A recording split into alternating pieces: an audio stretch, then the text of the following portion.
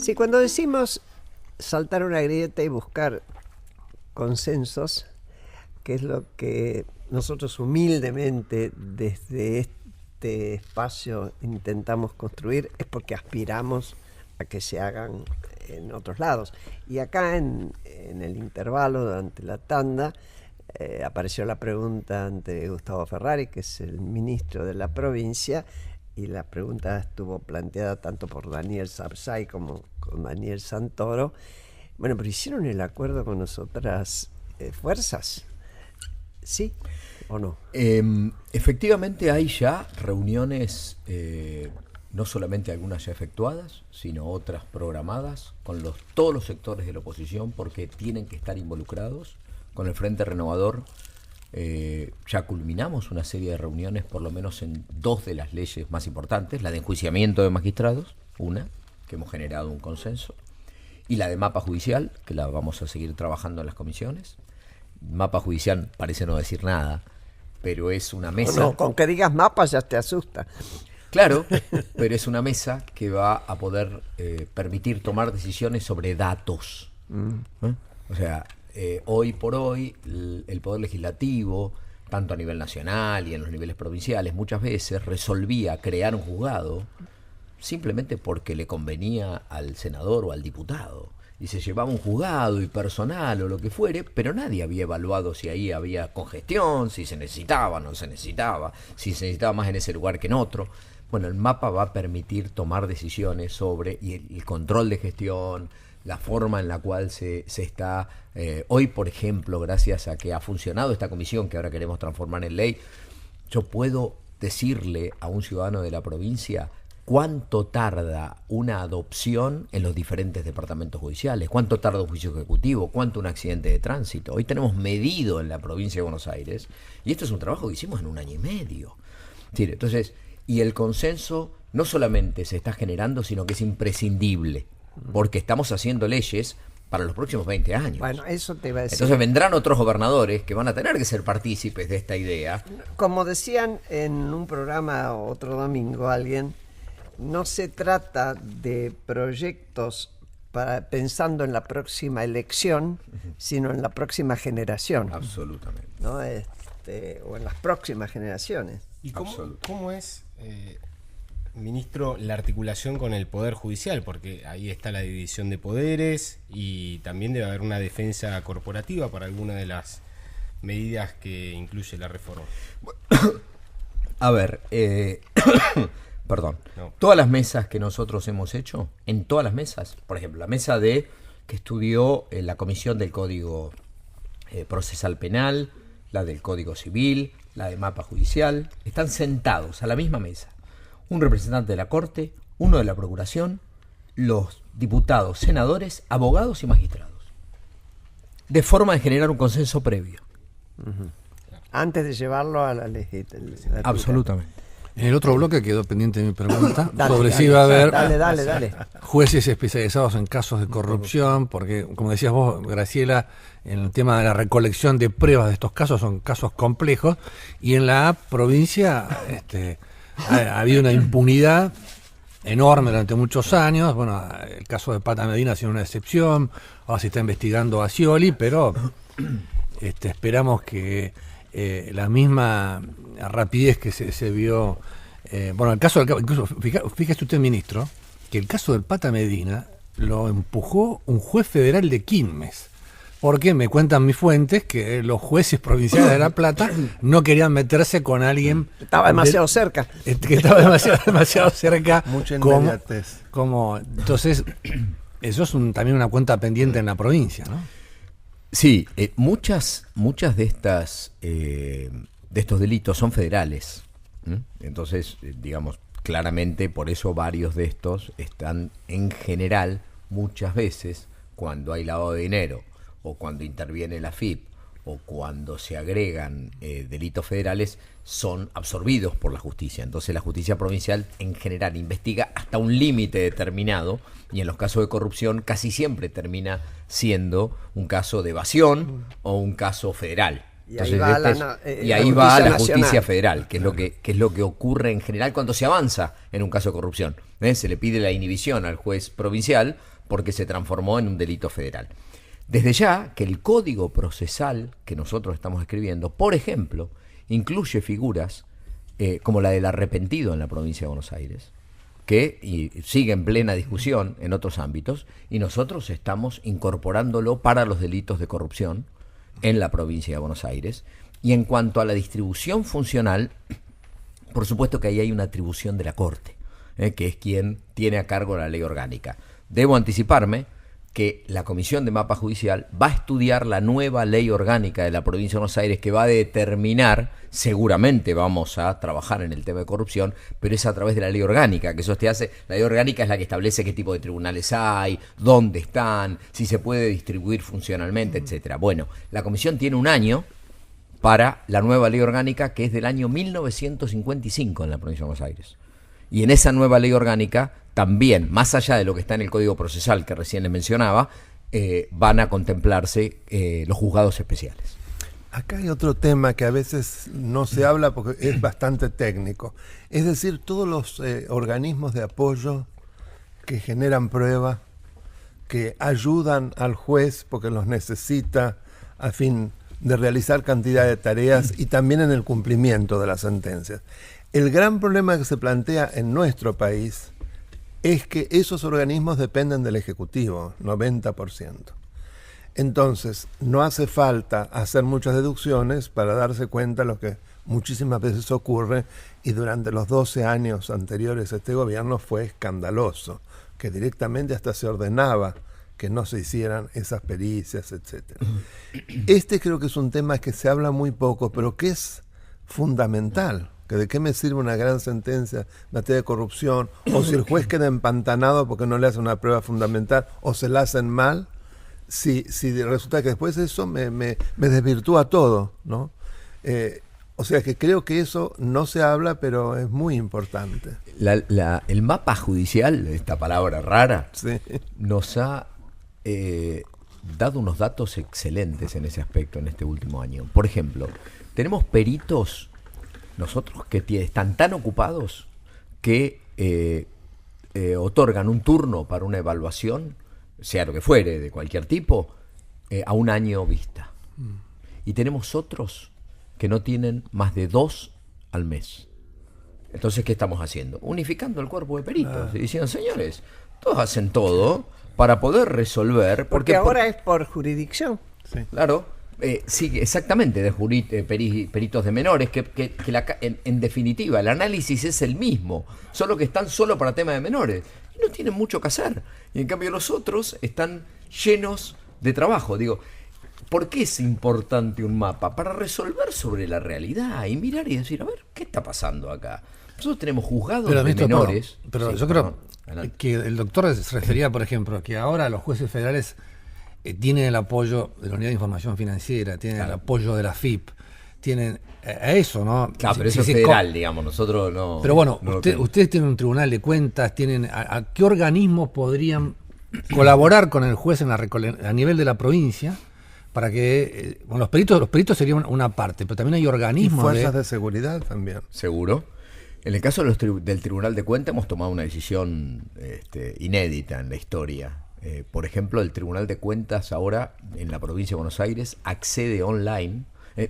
Luego de estos 4 años de gobierno, a fin de año, todos los expedientes y todos los ministerios de la provincia de Buenos Aires van a ser digitales. O sea, el imperio del papel, que era la provincia de Buenos Aires, con lo cual se podía demorar, antedatar, cambiar, etcétera, perder, Quemar, inundar. traspapelar, etcétera, todo va a ser digital. Y en la justicia, antes de fin de años, algunos juicios van a ser íntegramente digitales. Es un trabajo que estamos haciendo y hasta Se acabó el expediente cosido. hacia bueno, no en todo, porque esto es muy gradual, Sí. pero Como un museo de Luján. es muy gradual. Pero ahora el Tribunal de Cuentas accede online al control de nuestros expedientes porque le hemos dado una clave en el sistema digital para que el Tribunal de Cuentas pueda acceder. Ya no es la evaluación posterior, 1, 2, 3 años después, sino la posibilidad de, che, esto me está llamando la atención, a ver qué están haciendo. Porque en definitiva es una garantía para el ciudadano. Claro, pero yo quiero agregar, porque creo que es una de las grandes decisiones que tomó la gobernadora, que es la designación de un procurador general de la provincia, como es el doctor Julio Contegrán, que todos lo respetamos. 2 hombres, ¿no? Es una figura. Y también tiene mucho que ver, y hay que decirlo, mucho que ver la función con las personas que ocupan las funciones. Yo creo que dio vuelta al Ministerio Público. Sin duda. Lo dice toda la gente, todos los abogados que conozco que litigan, ¿no?, en provincia, tienen una admiración inmensa por Julio Y Contegrán. no cambió muchos fiscales generales. Claro, bueno. Es decir, siguen los mismos fiscales Pero es el generales. es Y sin el embargo, ejemplo. funciona. Claro. Se sienten respaldados Sí, por una es persona una honesta, persona excelente. probas.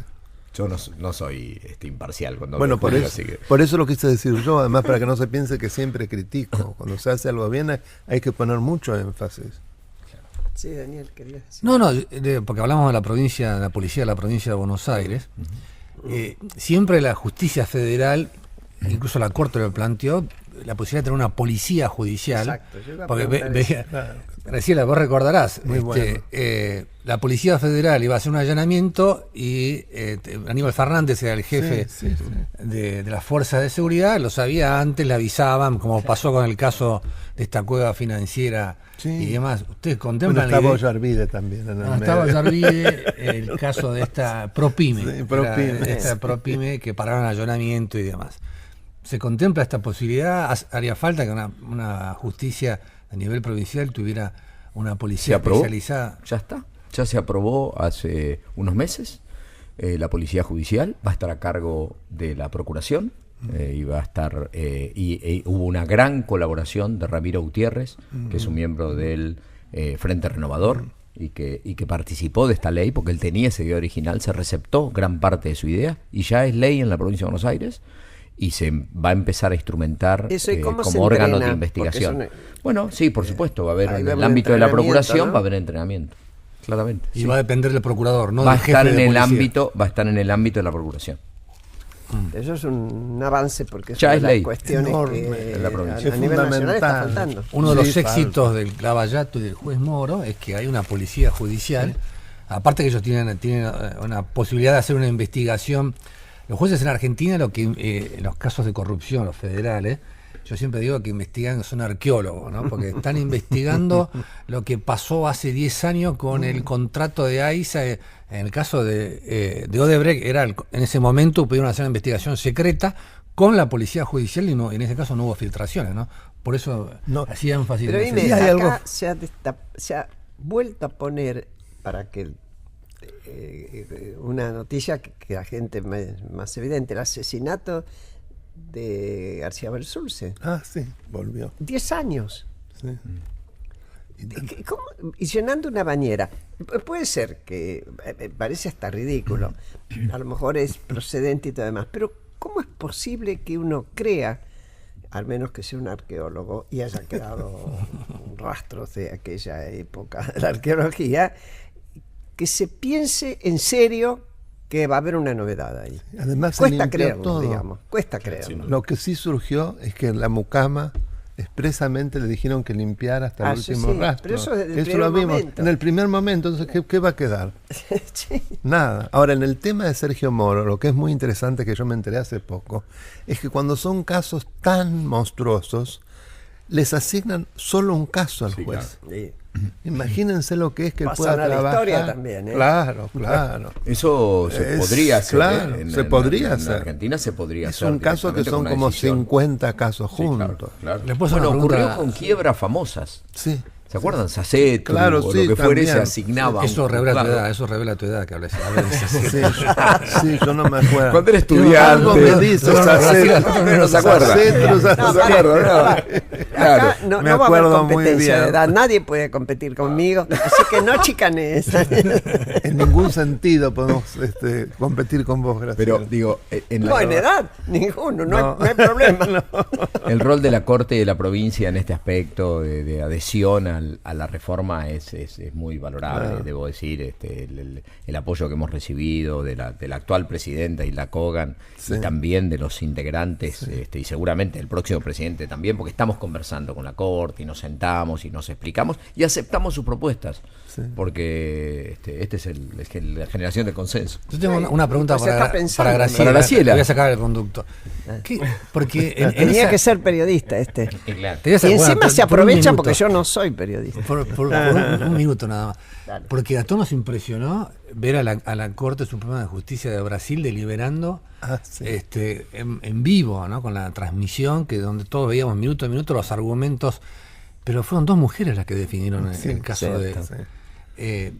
¿Te parece eso un avance? Digo, yo no tuve nada que ver, ¿eh? Pero, digamos, que la mujer es menos permeable a las presiones políticas que los hombres. ¿Cómo lo ves? Bueno, yo no estoy Algo tan hay, segura. sí, A mí esa cuestión de que la mujer pueda ser mejor que el hombre, así genéricamente, no se me da.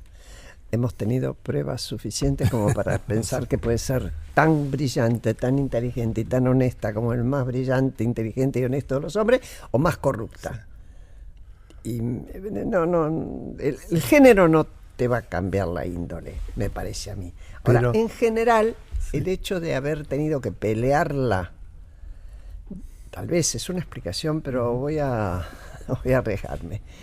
Pelearla tanto para llegar a determinados lugares sí te fortalece en escuchar mejor y desechar mejor cosas. A veces el hombre que naturalmente ha ocupado espacios de poder, siempre, es más, estamos hablando siempre de hombres. Gustavo Ferrari hablaba los hombres. Es el Pero- genérico, ¿no? pero- Yo sé, hombre, hay pero algo- Marco, somos así. Se han hecho, genérico, ¿no? en relación a las mujeres juezas, se han hecho estudios, más allá de que si son más probas, son las que han introducido determinados temas que no se habían bueno, to- pero no solo el tema de género, sino los temas de derechos de incidencia colectiva, el tema del derecho a la salud, el tema de la niñez.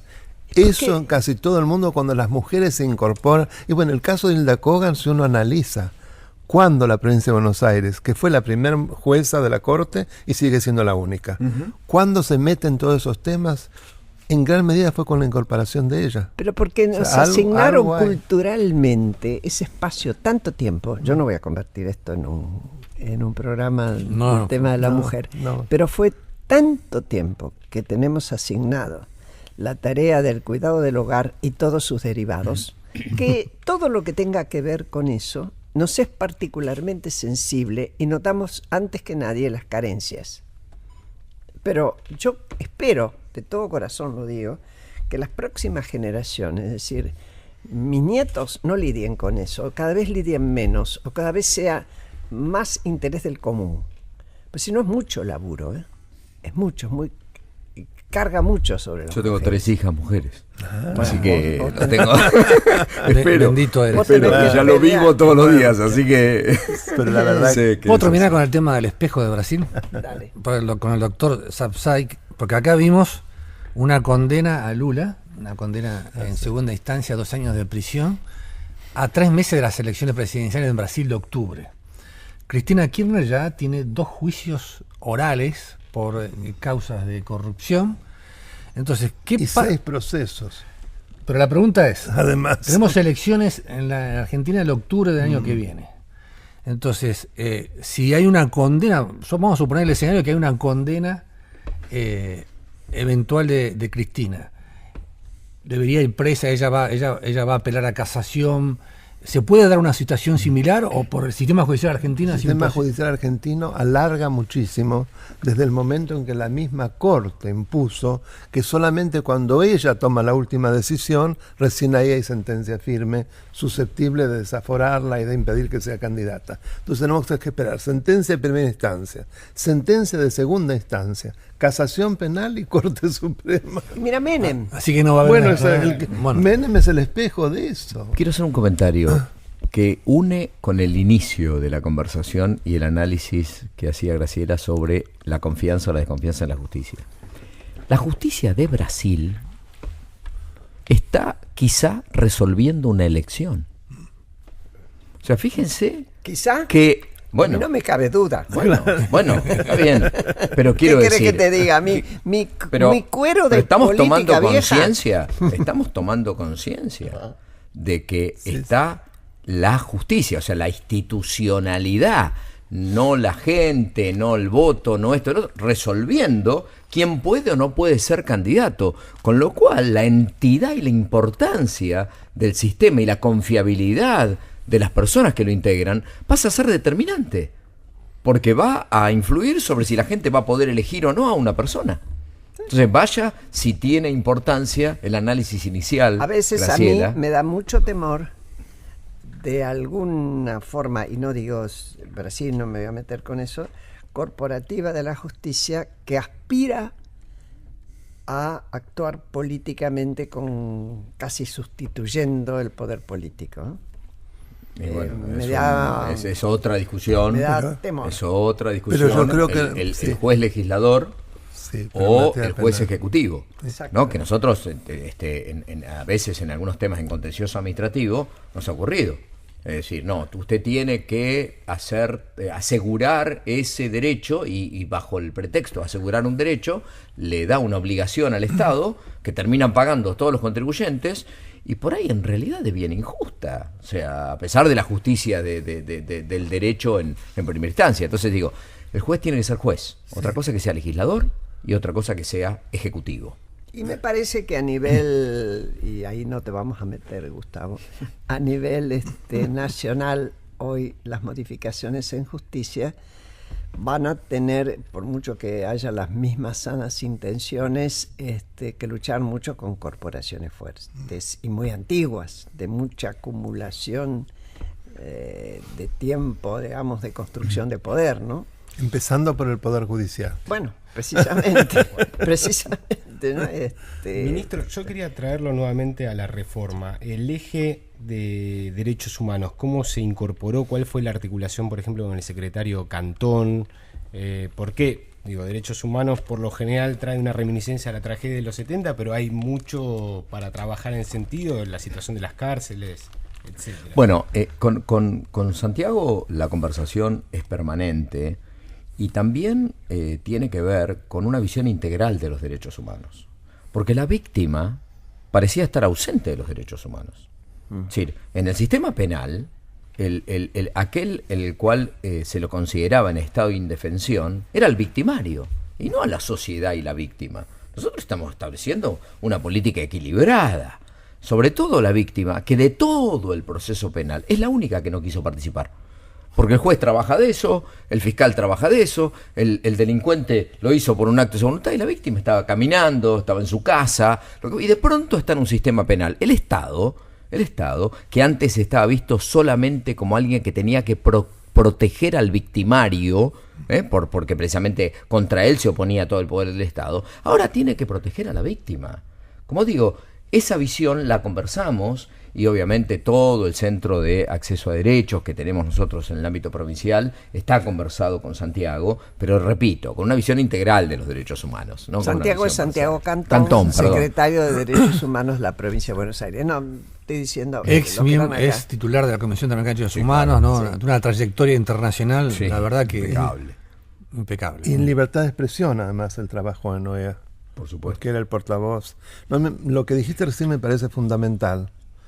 Y creo que en ese sentido, una ONG como Usina de Justicia, que me honro de claro, de de integrar. estar ahí, de integrar, sé que vos lo recibiste Sí, lo recibí. y que te dieron una cantidad de material muy importante. Y lo hemos porque receptado. Es tan injusto lo que está ocurriendo en ese total desequilibrio entre victimario y víctima. Es más, el victimario desde el momento en que comete el delito ya tiene la defensa. La víctima o los parientes de Un la víctima defensor oficial, no aunque tienen sea. nada. Claro, el defensor. En cambio, las víctimas no. Ni siquiera pueden actuar en el proceso. Es una cosa demencial, bueno, que tiene una ideología atrás. Sí, claro, por Todo eso. lo que eso- Zaffaroni y toda la gente de Ahí, Zaffaroni yo quería fueron imponiendo. plantear esta mirada que no sé cuánto vamos a poder desarrollarlo, pero que quede aunque sea para otro momento.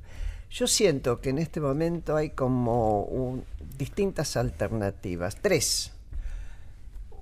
La garantista, mal o peyorativamente llamada garantista cuando yo creo que es la correcta, en contraposición con la abolicionista, que es el garantismo llevado al extremo de que prácticamente abolimos el código procesal, o la punitivista, o punitoria al mango, es decir, la que castiga todo. Y yo espero, creo, estoy convencida de que hay que sacarle la carga peyorativa a garantista y no confundirlo con el abolicionismo.